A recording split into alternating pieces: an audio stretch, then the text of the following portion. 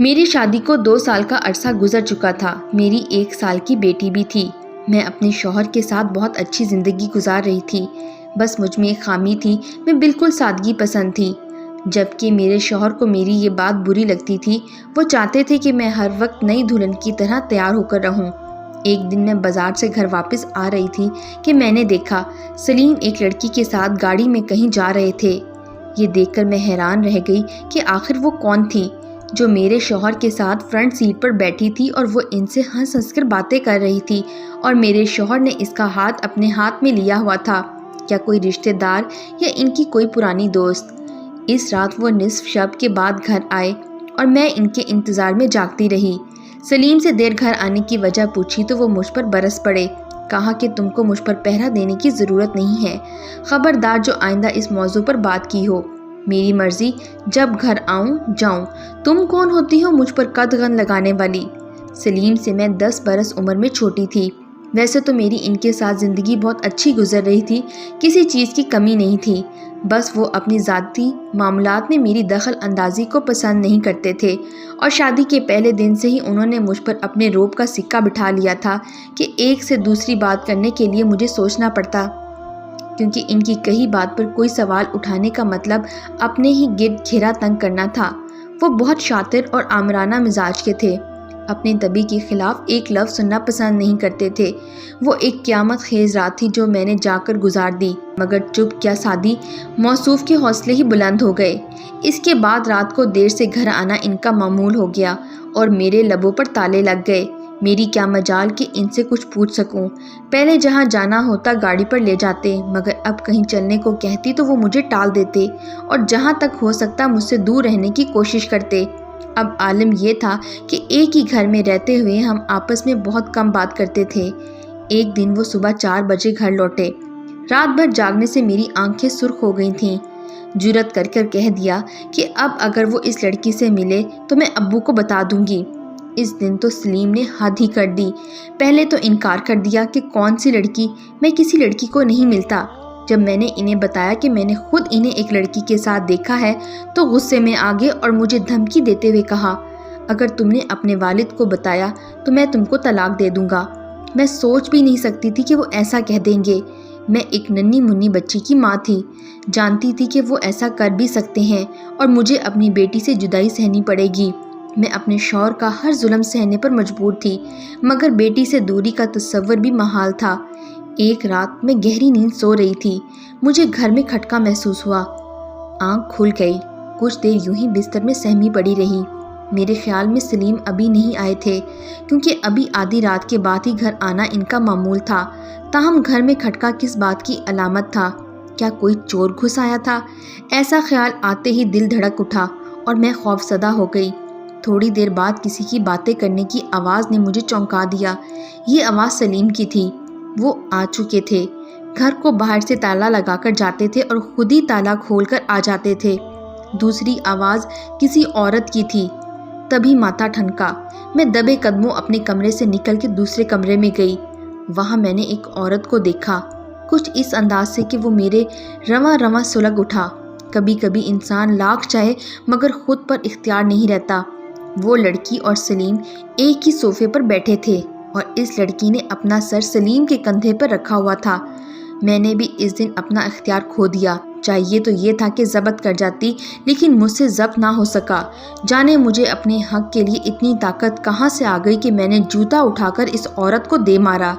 پھر کیا تھا، سلیم تو غصے سے آپے سے باہر ہو گئے اور اس 2 ٹکے کی عورت کے سامنے مجھے دھنک کر رکھ دیا۔ کہتے ہیں تالی 2 ہاتھوں سے بجتی ہے، صرف مرد ہی ظالم نہیں ہوتا، قصور کچھ نہ کچھ عورت کا بھی ہوتا ہے۔ سمجھ میں نہیں آیا کہ یہاں میرا کیا قصور تھا؟ کیا میرے شوہر کا اس طرح رات کے اندھیرے میں کسی غیر عورت کو لانا جائز تھا؟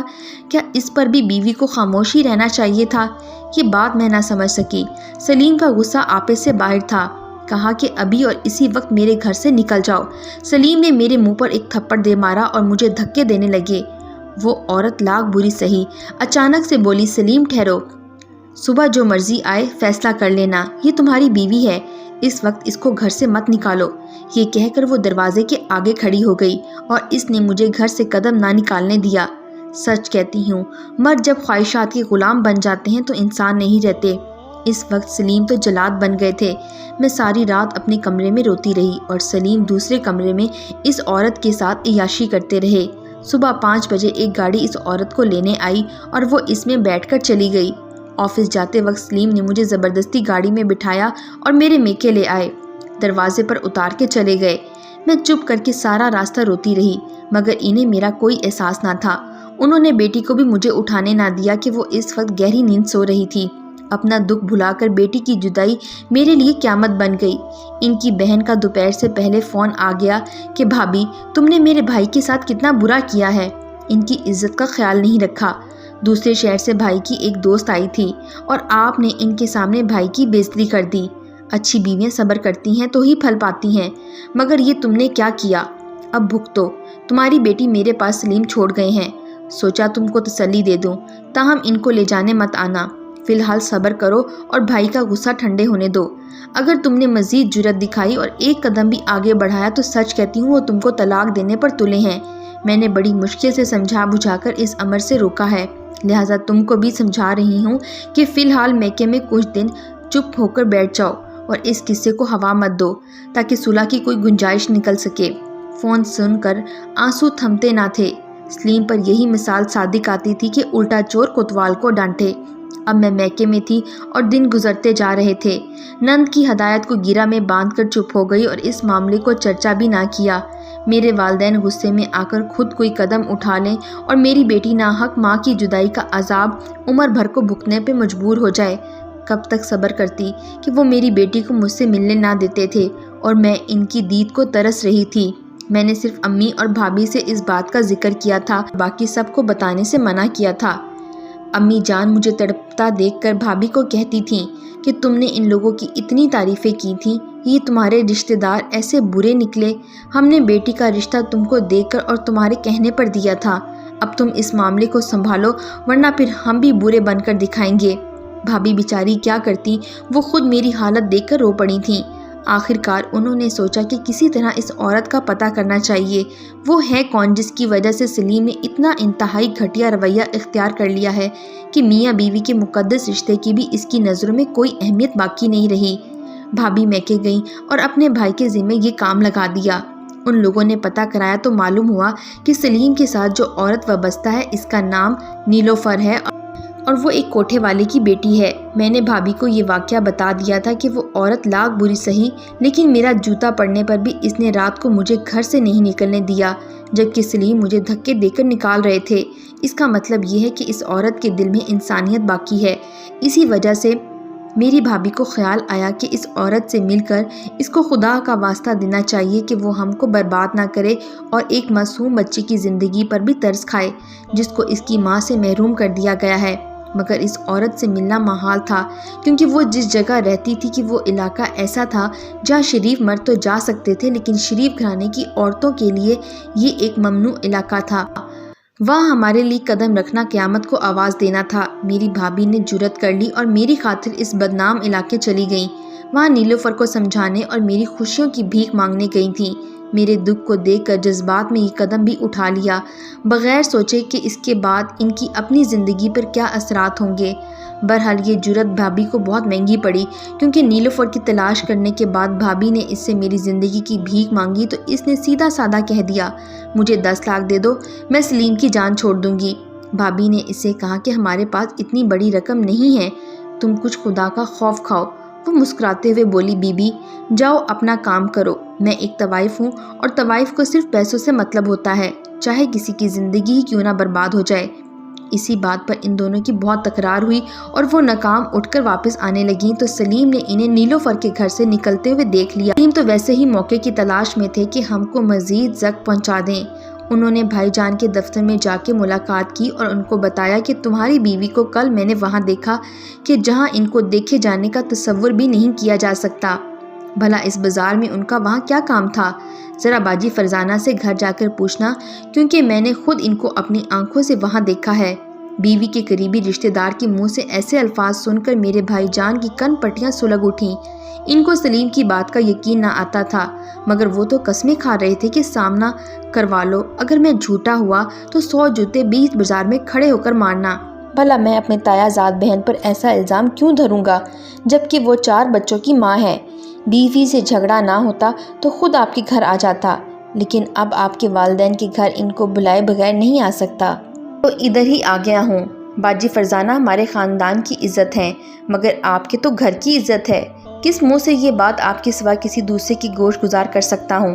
بھائی جان کو اس پر مجھ کو میکے چھوڑنے کا جو غصہ تھا، وہ اس کی یہ ساری بات سن کر بھول گیا اور وہ اپنی آگ میں سلگتے گھر آ گئے۔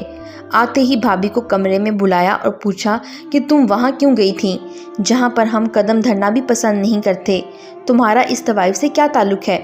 ہم مرد بھی دن کی روشنی میں اس محلے میں جانے سے شرماتے ہیں، مجھے اس بات کی وضاحت دو۔ بھابھی گھبرا گئی تھیں۔ پہلے تو ڈر کے مارے بھابھی نے انکار کیا، لیکن جب بھائی نے ٹھیک جگہ اور وقت تک بتا دیا تو سمجھی کہ شاید انہوں نے خود ہی اپنی آنکھوں سے دیکھ لیا ہے۔ ان کو سچ بتانا پڑا۔ کہا کہ ہاں گئی تھی، مگر کسی نیک کام کی غرض سے گئی تھی۔ نیک کام کی غرض سے جانا اس قدر ضروری تھا تو مجھ سے کہا ہوتا، کیا مجھ سے بھی وہ نیکی چھپانا چاہتی تھی؟ آخر وہاں کے مکینوں سے تمہارا کیا تعلق ہے؟ میرا وہاں کے کسی کی مکین سے کوئی تعلق نہیں ہے۔ میں وہاں ایک نیلوفر نامی طوائف سے ملنے گئی تھی، جس کی وجہ سے تمہاری بہن رحیلہ کا گھر خراب ہو رہا تھا۔ وہ طوائف سلیم بھائی کے ساتھ وابستہ ہو گئی ہے اور تمہاری بہن کو طلاق دلوا کر وہ خود سلیم سے شادی کرنا چاہتی ہے، اور سلیم بھی اس جھوٹے پیار میں پھنس چکے ہیں، اسی لیے انہوں نے رحیلہ کو یہاں لا چھوڑا ہے۔ 3 ماہ بیت چکے ہیں، اب تک رحیلہ نے گھر والوں کو یہ بات کیوں نہیں بتائی؟ ایک بس تم ہی اس کی ہمدرد ہو کیا، جو اس طوائف کو سمجھانے تم اس بدنام جگہ پہنچ گئی؟ یہ بات میری عقل تسلیم نہیں کر سکتی۔ معاملہ کچھ اور ہے۔ آپ کو شاید سلیم بھائی نے بھڑکا دیا ہے۔ آپ اپنی بہن سے پوچھ لیں۔ راحیلہ بھی اب تم کو بچانے کے لیے یہی کہہ دے گی جو تم کہہ رہی ہو۔ سلیم کو اس بارے میں کوئی علم نہیں، نہ وہ مجھ سے اس بارے میں راحیلہ سے بدسلوکی کرنے کے بعد ملنے کی جرات کر سکتا ہے۔ وہاں میں نے خود تم کو دیکھا ہے۔ بھائی جان نے بھی بیوی سے سرا جھوٹ بول دیا، وہ اور بھی ڈر گئیں اور ان سے اپنی غلطی کی معافی مانگنے لگیں۔ کہا کہ میری نیت اس عورت کو سمجھا کر سلیم سے دور کرنے کی تھی، تاکہ تمہاری بہن کا گھر دوبارہ آباد ہو سکے۔ بھائی جان ایسی طویلوں پر اور تیش میں آ گئے اور بیوی پر ہاتھ اٹھا دیا۔ کہا کہ بے شک میری بہن کا گھر اجڑ جاتا، مگر تمہیں ایک طوائف کے کوٹھے پر نہیں جانا چاہیے تھا۔ سلیم اگر اس کو طلاق دے دیتا ہے تو دے دے، لیکن تم نے اس غلط جگہ پر جا کر ایک بدنام زمانہ عورت سے منت سماجت کرنے کی ضرورت نہیں تھی۔ کیا تم کو نہیں معلوم کہ ایسی عورتوں کا تو کام ہی کسی کے گھر کو اجاڑنا ہوتا ہے؟ یہ محبت اور عزت کے لیے نہیں، بلکہ مال و دولت سمیٹنے کے لیے جیتی ہیں۔ بھابھی نے بہت دفعہ معافی مانگی، لیکن میرے بھائی کو اس قدر غصہ تھا کہ اس غصے کی آندھی میں ان کے دماغ کے چراغ کو بجھا کر رکھ دیا۔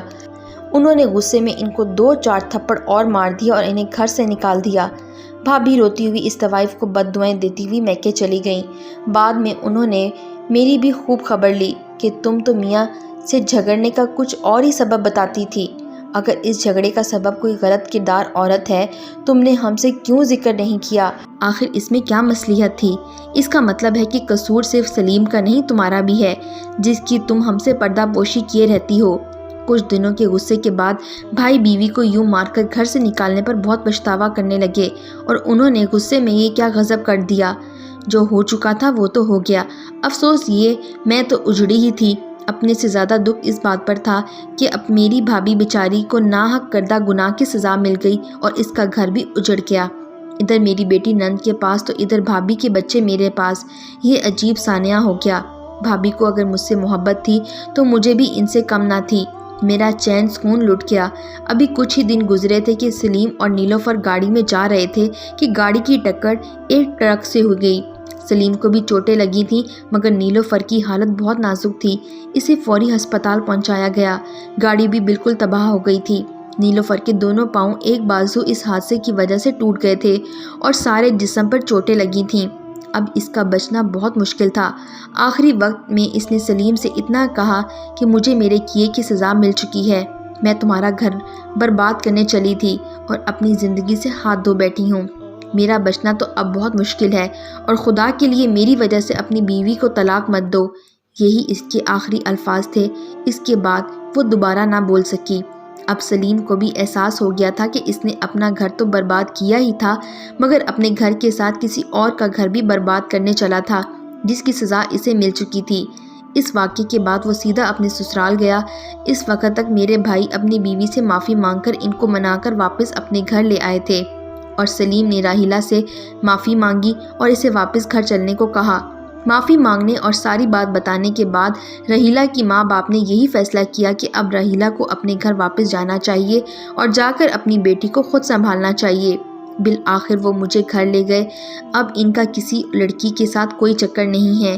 میرے والدین نے بچی کی وجہ سے مجھے ان کے ساتھ جانے دیا کیونکہ انہوں نے مجھے طلاق نہیں دی تھی اور نہ میرے والدین کے ساتھ کبھی بد کلامی کی تھی۔ تبھی میرا گھر بچ گیا اور میں واپس اپنے آشیانے میں سما گئی۔ میری بیٹی آج میرے پاس ہے اور میرا گھر بس رہا ہے اور بھائی اور بھابھی کا رشتہ بھی دوبارہ بحال ہو گیا ہے۔ اس واقعے کے بعد میں نے بھی خود کو بدلنے کی بہت کوشش کر رہی ہوں اور خود کو ویسا بنانا چاہتی ہوں جیسے میرے شوہر چاہتے ہیں تاکہ آئندہ کبھی وہ مجھے چھوڑ کر نہ جائیں۔ آج میرے شوہر میری اس کوشش سے بہت خوش ہیں اور ہم ایک ہنسی خوشی زندگی گزار رہے ہیں۔